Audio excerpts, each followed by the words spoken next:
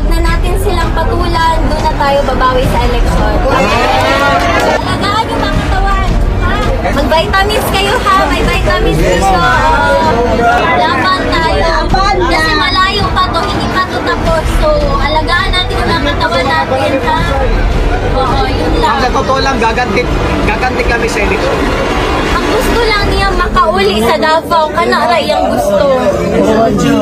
Mag-lechon tagon. Na Coke Zero, malipay na siya. Maski wala eleksyon, oo. Pero gipalitan naman doon sa akong ate, o Coke Zero dito. Ang problema ato ni abusado man mag-Coke Zero. Mamaya na yung artificial na chemical, di ba? Sa kaadlaw, kapila mag-Coke Zero. Dili na po na maayo. Sa subaybay lang ta sa mga balita.